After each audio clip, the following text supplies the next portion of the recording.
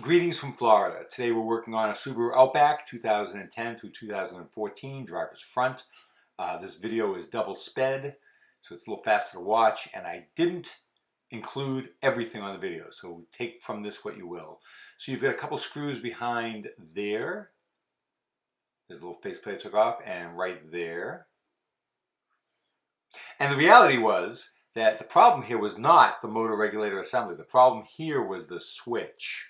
And it would go up a little bit and wait and go up a little bit and wait. And I assumed it was the motor. I got a motor to replace it, but that wasn't it. So then I had to go back and get the switch. So we're going to unplug the wiring harnesses on the other side of this.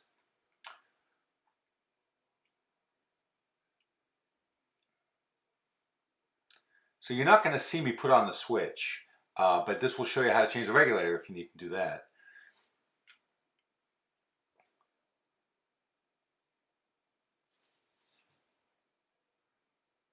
So I'm bringing it down far enough to take off the two 10mm bolts that hold the plastic bracket to the glass.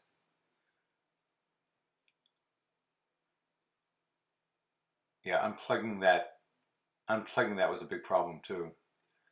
Did not want to give.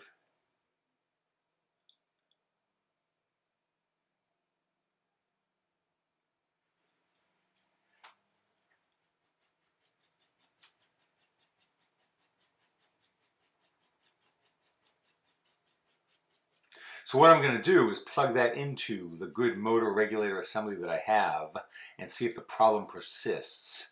And if it does, that told me that it was probably the switch. And that's exactly what I did.